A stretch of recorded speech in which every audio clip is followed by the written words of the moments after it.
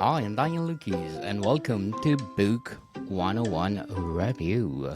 Book 101 is all about the books that I read for the last 40 years, and today I have my special guest.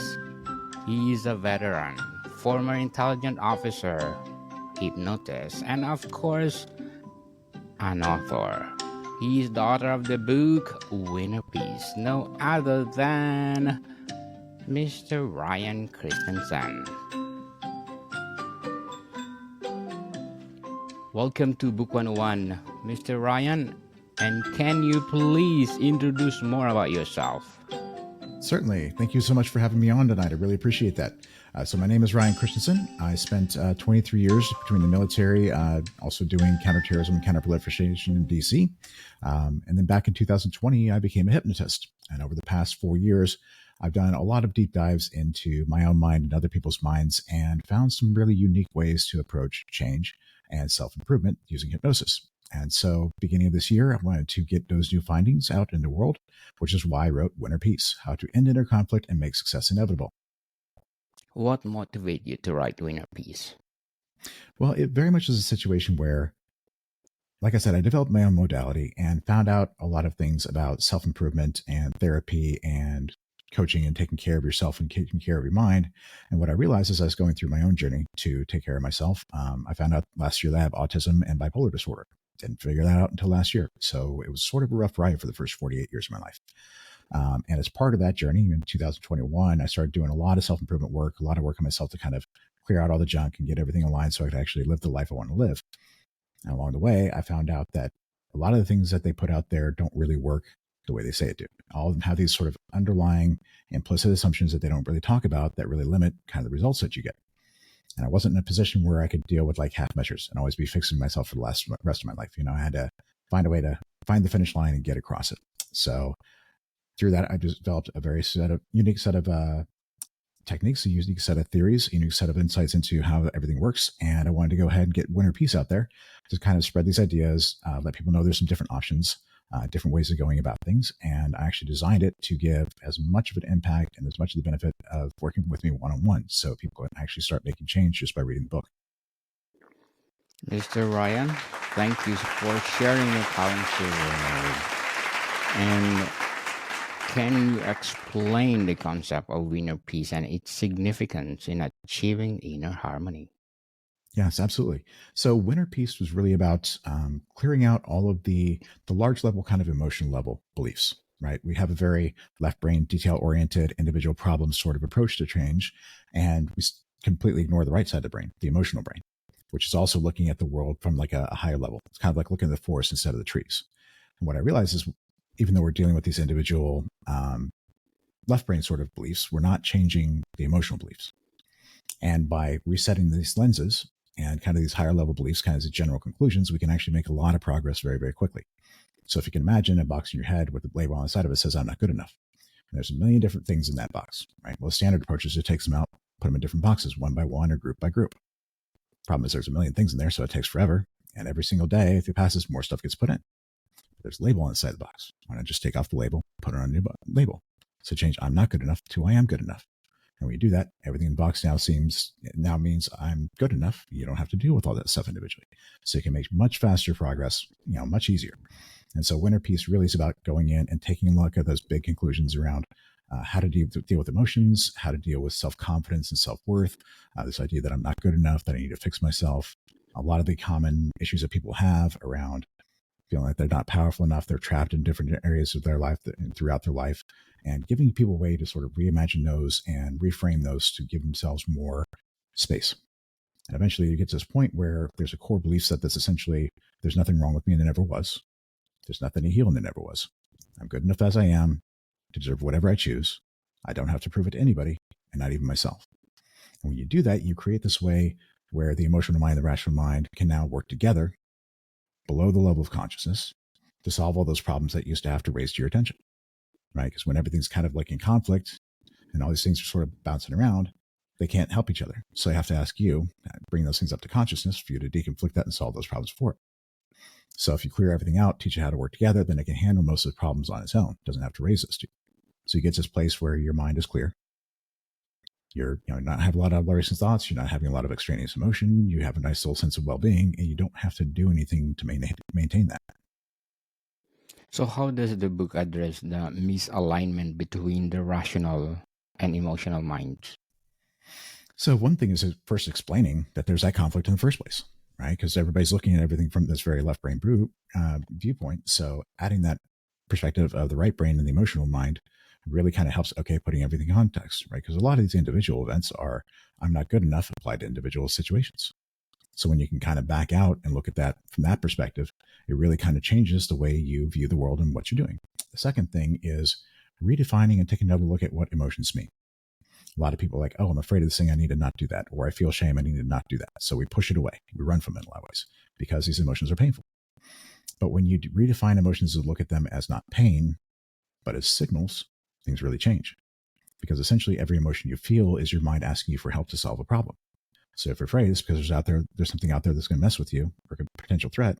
You need to get away from it, right? If you're feeling shame, it means there was a standard you failed to meet for some reason, right? Guilt is you made a mistake. Somebody needs some help and you're not helping them, right? So once you start looking at these different emotions as just signals and just questions, then it becomes a lot easier to engage with them. And again, once you start understanding what questions these are asking, now your mind can help each other below the level of conscious awareness, which means there's a whole lot less problems you need to deal with. And when something does come up, you know what to do with it. And because you're paying attention, you're listening, that means your mind doesn't have to yell at you to get your attention, right? A lot of times when our emotions are really intense, it's because we're not listening. It's like, I need your attention. I can't live without it. So it just yells until you listen, right? But if you know how to listen, it doesn't have to yell all the time. So even when you do have a negative emotion come up, it's a lot gentler, a lot easier to deal with. Very well said. Mr. Ryan, very well said. What are the common signs of inner conflict and high achievers might overlook? So there's basically two different ways you can get trapped, and I talk about this in the book as being in the cage or being on the treadmill. Okay, people who are in the cage, it's really pretty easy to recognize, right? There's a lot of stuff that's kind of off limits. There's a gap between where you are, where you should be. You're aware that you're not meeting your full potential, right? You're holding yourself back in all these ways. It's pretty obvious. High performers have a much different trap, and it's much sneakier in a lot of ways. Every single high performer, almost all of them, have kind of a Batman origin story, right? That rough situation they grew up in, whether it was because they couldn't get what they needed, they grew up poor, they grew up different, whatever it happens to be, but they found some sort of talent, some sort of special ability, something that made them exceptional in some way, whether it's athletics or academics or business or whatever. And they grabbed on that and they used that to get them out of that situation. Now they're in an interesting situation where that's really kind of the only thing they can do, right? There's a carrot on a stick that they're chasing. They're running on a treadmill, right? And every time they get close to their goal, they achieve their goal, and they got to set another one. They achieve that goal, they got to set another one. All right, you make $1 million. Now you're looking at everybody around you. Now you got to make 5 million, and then 10 million, and 100 million, and a billion, right? And that constant need to strive for more and more and more, that constant need to keep on going, is a sign of that trap. And the easiest way you can figure out whether you're in that trap or not is ask yourself, okay, if I had to take my foot off the gas for 45 days, how would I feel?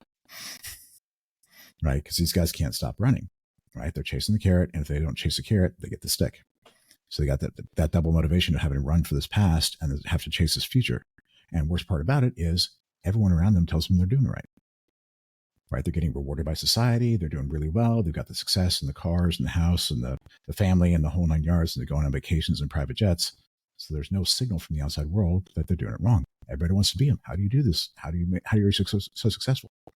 So everybody's telling them they're awesome. Everybody's telling them that they're doing exactly the right thing. So it's really hard to take that step back and say, okay, is everything working the way I need it to? Could you elaborate on the new model of belief formations presented in the book? Sure. So fundamentally, it's about the conclusions we draw about the world. Okay, what these things mean about us, what they mean about the world around us. Okay, and again, we're doing it from two different perspectives at the same time. When we're growing up until about 5 or 6 or 7 years old, we really don't have a lot of intellectual sophistication, right? So we're pretty much only drawing these emotional, general beliefs, understandings of the world, right? Which means we're really kind of like picking up on very gross signals. And this is where these things like, I'm not good enough and there's something wrong with me and I don't deserve love and all these sorts of things come from, because you're looking at your environment, not able to get what you want, not able to do what you want, forms these negative feelings or these negative conclusions very quickly, right? But there's a story behind it. There's a chain of logic that got you to that belief. And so this book really is about how to explore where those things came from, the series of events, the pattern of events that brought you to that conclusion. Because if we can understand how that's put together, then we can go back and reframe it, take it apart, and build a new one, right? But the important thing is you actually have to get rid of the old belief before you can add a new one in. Because if you just add a new one in when the old belief is still there, then you're in a situation where these two are conflicting, and this old one has a lot more evidence to it. It's been around longer. So this new belief kind of falls away over time. So you got to do the work to figure out what that belief is, how it came to be, and disprove it, and then you can add the new one in. How can the readers apply the techniques in Winner Peace to harmonize their thoughts and feelings? Well, fundamentally, the book is designed to do the work for you. It's designed essentially as a written or spoken hypnosis program to sort of start moving these concepts into the back of your mind, into your unconscious mind, where you can now start leveraging these things in a different way. So it's already doing the work to start harmonizing your thoughts and feelings. It's already doing the work to help you reframe what those feelings are and what they mean, so you can process it in different ways. And again, along the way, teaching you different lessons about how to reinterpret and reimagine the things in the past, right? Feeling like you can't protect yourself now becomes you're resilient and you're able to survive and you're able to endure things, right? And that becomes a strength of its own. So it's really kind of designed to do all the work for you. There's not a whole lot of exercises and things to do on your own. It's by getting these different concepts in the back of your mind, kind of automatically applies itself in your life. What role does the subconscious mind play in shaping our perception of success? Oh man. Fundamentally, your unconscious mind, the subconscious mind, is a part of you that's processing everything that's happening in the world around you, right? It's a part of you that's got the audio cortex and the visual cortex and so forth and so on. And there was an interesting set of experiments back in the 70s over in Germany where they actually proved that you don't become aware of something consciously until about a half a second after it happens. So your subconscious mind is actually building the reality that you perceive. And it's doing that based on the beliefs that you have. Those beliefs drive the interpretation, right? Drive the emotional response, drive those thoughts that come up, right? Because this mind is trying to tell you what the world around you not only is, but also what it means. So when we're talking about the idea of success, it's usually one of two things. It's usually around what you can do in the world, what you can offer, or putting points on the board, right? That's this treadmill trap, right? Where you're like, okay, I got to make this money. And that's sort of a scoreboard, trying to prove to yourself that you're good enough from the outside in, right? When you have that idea that I'm not good enough, you're trying to prove this wrong through success, through succeeding. So you find something you're good at, start rolling with that, and start using that as a way to measure who you are and your value, right? Once you start looking at yourself from an perspective of I am good enough, then that no longer becomes necessary. And instead of putting points on the board, the world opens up to do different stuff. It's like the difference between Alex Hormozi, who's trying to build $1 billion business, and Elon Musk, who's trying to make humanity an interplanetary species, right? You get to play very different games when you don't have to keep score. Again, Mr. Ryan, very well said. And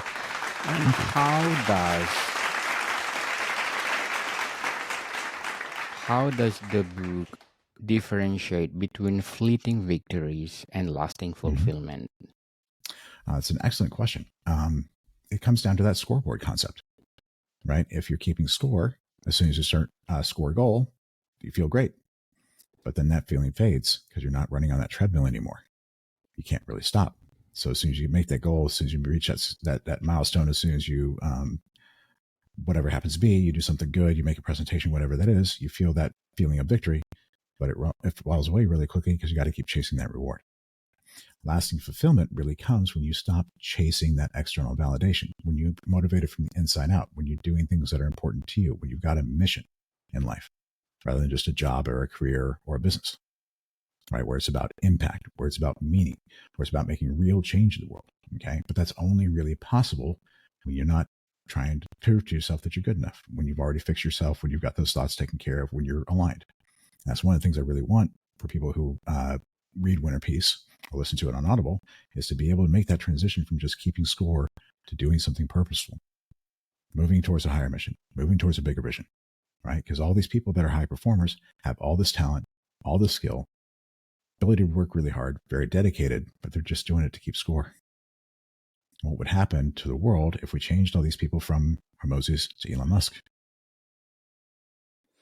What strategies does Winner Peace offer to break the cycle of chasing moving goalposts? It comes down to the way we understand self worth, right? Because in the world today, we don't really go out and make the things we need. We don't go chase down the woolly mammoth to eat, right? We all get a job. We take that money and we trade it for the things we want and trade it for the things we need. So everything right now is all about an exchange of value. So it's no longer how much work can I do or what I can create. It's all about how valuable I am, which is why we need to measure things, right? When we don't feel like we're good enough, we have to find a way to measure those things. And that it usually is around picking something to measure and finding a way to measure it. But if I get to pick the thing to measure and pick the way to measure it, I can come up with the other answer I want, right? It's fundamentally subjective, completely arbitrary. Well, if that's the case, then self-worth is just a choice. Just a choice, right? But you got to make that decision in such a way where you don't have to measure, because if you're measuring, you can still come up with not enough, not good enough, right? So once you understand that there's really nothing wrong with you, once you understand that emotions aren't a pain, once you stop trying to fix yourself, which is what this book helps you understand and help you do, now you get to make that choice again from the perspective of not having to prove things to yourself. You get to simply say, I'm good enough and I deserve what I choose. Just that's the end of it. Just hardwire those answers to yes and move on with your day. How can individuals reprogram their subconscious to align with their conscious goals? It's a really hard thing to do one-on-one, a really hard thing to do on your own. And the reason why, when you kind of think about it, is when you're holding yourself back or you're kind of trapped in one of these ways, your subconscious mind and your conscious mind, they're in conflict. They don't trust each other, right? You kind of like look at the CEO and the workers, all union guys, they're having a fight, unions on strike. So they're not really listening to each other. You're not listening to it, and it's not really listening to you. So it's really hard to do those changes in your subconscious mind because it doesn't trust your judgment. And most of the changes you want to do are to allow yourself to do things that you think are dangerous or bad in some way. So it's just not going to really let you do that kind of reprogram.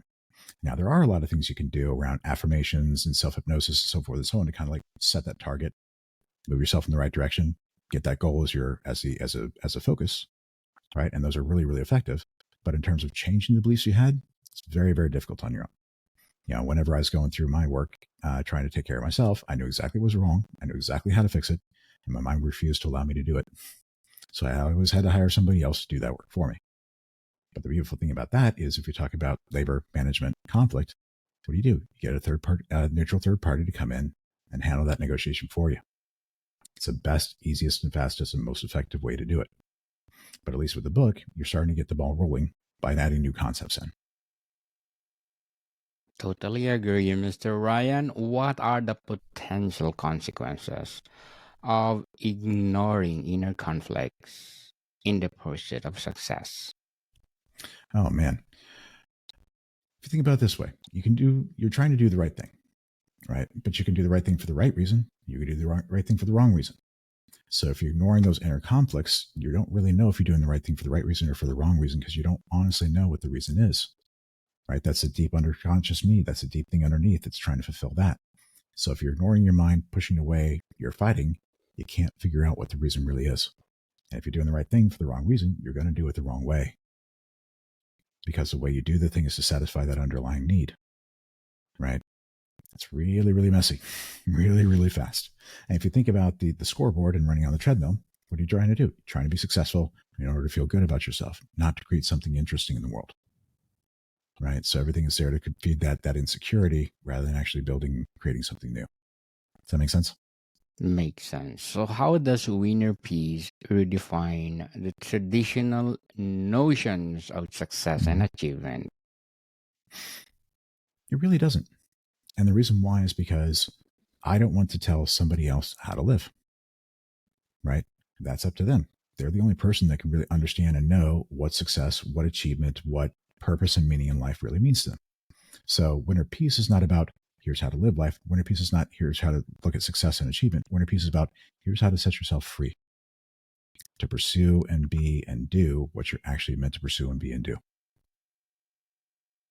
Can you share a personal experience where you applied the principles from the Winner Peace? Oh, yeah, I can give you a really good example. So last year, I found out the hard way that I had bipolar disorder. Okay. I had an acute manic episode, ended up in a psychotic break. got arrested, thrown in jail for a couple of days. Not a good situation. And whenever you find out that way, whenever you had that sort of severe episode, there's a really high chance it's going to happen again. So I have to go through that whole process of understanding, getting new medications and so forth and so on to make my mind stable. So for about 14 months, I'm on this roller coaster of taking different kinds of medications, working through things, dealing with the side effects. And throughout all this, I can't really work. Can't really grow my business, right? So I'm now lost 75% of my revenue over the past year and a half. It's really only been the past 2.5 months that I've really been able to start working again. And that's the kind of thing, that's kind of horrible situation that's really going to mess a lot of people up. But because I had done this work, I could do something different. It was okay, right? It was all right that I was going through this process, right? I could go ahead and make peace with the fact that I just had to be on sabbatical for a while to take care of my mental health. Dealing with the roller coaster of up and down emotions was okay because feeling bad wasn't a bad thing. It's just something I needed to manage, something to navigate, something to deal with, right? And so it made that whole process of just being in that process and having to go through everything and not being able to do the things I want and need to do, not being able to do the things to really move the ball forward, the successes and so forth and so on. Because it's like, okay, I'm just going to take my foot off the gas for a while because that's what's necessary. I don't have to always be driving, don't always have to be succeeding, don't always have to be chasing something because right now I can't, right?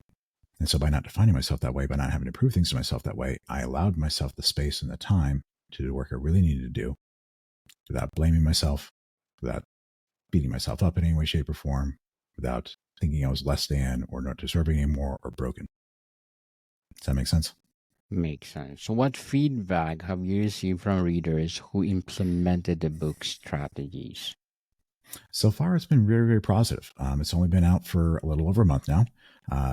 So I'm looking forward to it still getting traction. I'm doing a lot of podcasts and stuff, but I've had a lot of people who've reviewed it saying, like, I'm already putting these things in place. I'm already seeing results. I'm already seeing changes. I'm seeing a lot of people really enjoying the context between the rational and the emotional mind, how to bring those things into harmony. A lot of people seem to be getting very good results and very quickly. How does the winner piece address the balance between professional success and personal well-being? Wonderful. One of the biggest problems for high performers is because they're on that treadmill, it's kind of the only thing they can do. All their energy and focus has to be put towards building the business, being successful, working out, that kind of thing. So quite common to see them neglect relationships, neglect their health, neglect the rest of their life because they're stuck on that. They don't really have a choice.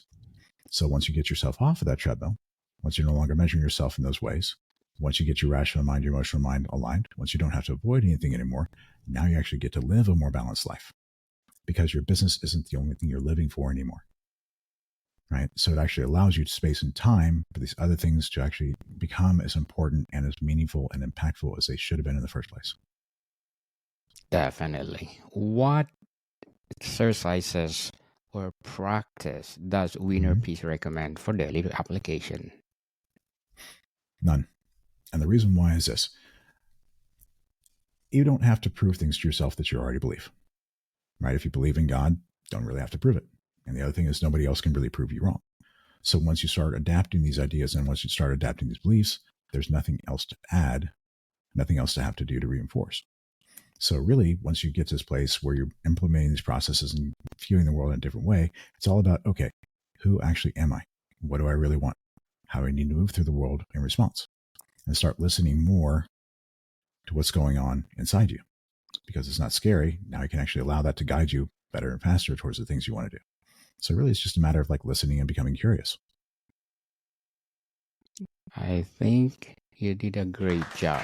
Mr. Ryan, thank you so much again for sharing this book to the world.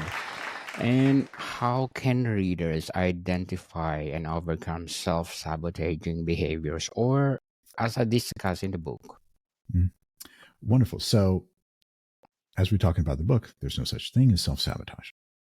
Okay, because I often talk to my clients about what part of you is you. We got your conscious mind, sure, and that's kind of how everybody experiences the world. But then you got your rational mind, your emotional mind, your instinctive mind, your body, and everything else. What you are really is all of that combined. So if you're not getting what you want, you're actually getting what you need. There's a deeper part of you, another part of you that has another priority that's a higher priority and more important. So you're meeting that need instead of what you consciously want. There's a conflict there. This has to be taken care of before you get to have this. So the trick is to say, take a step back and, okay, what has to be true for me to be holding myself back from this? I'm feeling these feelings. I've got these emotions. Let's assume for the moment that they're true. Okay. And just do that digging, that exploration to figure out what is the need that's actually being met. So once you identify that, you can figure out whether it's something you actually need to do, or whether there's another way to meet that need, or whether there's some work you need to do to fix that. At that point, everybody gets to be on board because now this need is met, which means that opens up the possibility to go do this thing you've been wanting to do all along. But if you're having that conflict, take a step back. There's a reason for that fight. There's a reason that there's priorities are not aligned. So if you take the time to sort that out, you're going to be able to move forward much more freely in the future. So, what is the significance of aligning one's effort with the inner peace according to inner peace? Okay.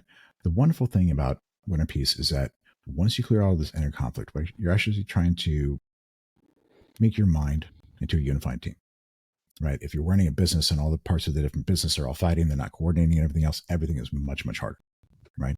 But once you align and you clear out all the messy beliefs and stuff like that, the misconceptions, get everybody able to work together in an efficient, powerful way to where the different parts of the mind can give each other what they need. Now they're all in a unified team. Everybody's moving in the same direction. Everybody's unified in purpose, moving towards your vision, right? Which means there's no friction, which means that every part of your mind is operating at 100%. Every part of your mind is pulling in all the different wisdoms, all the different understandings, all those different clues about how to get there faster and better. Faster and better, people. So, how does inner peace guide readers in transforming their relationship with success? Again, it comes down to number one, sort of understanding these different concepts in a different way, where you're not defining your self-worth by these external factors, right? Where you become at peace with these different parts of yourself. You stop pushing them away, stop rejecting them. So you actually get to be a whole person, right? And once you do that, then it becomes not about putting points on the board. It becomes about fulfilling a mission, fulfilling your purpose in life, chasing your dreams, things that actually make you happy and intrigued and curious, right? The things that actually are engaging for you, because you don't have to do all this other stuff just to kind of keep your mind in place. Don't have to do all this other stuff to give you self-esteem. Now you just got to listen and do what feels right. You get to listen to your heart, got to listen to your mind. You get to be able to move in a very different way once you've cleared out this stuff, once you've got everything aligned. Yes, yes, yes. So, Mr. Ryan, to sum up, what is a winner piece? Mm-hmm. What lasting impact do you hope? Well, to sum it all up, the hope that I have is to transform your relationship with your emotions, transform your relationship with your mind, stop trying to fix yourself because there's nothing really wrong with you, and start living life fully, as authentically as you can, following your purpose, following your mission, and following your dreams. Yay, Mr. Ryan. Congratulations. Thank you so for much. this book. I hope people will be inspired and people will support you. And Mr. Ryan Christensen, can you please invite our listeners to support this book? Wonderful. Thank you guys so much. This is Winner Peace, How to End Inner Conflict and Make Success Inevitable. It's available on Amazon and all the different formats. And actually today, November 15th and 16th, it's actually available for free on Kindle. Free, people, free. Let's read it and let's apply in our daily life. So, Mr. Ryan Christensen, thank you for your time. Thank you so much. Wonderful to be here. More to come, people. See you soon.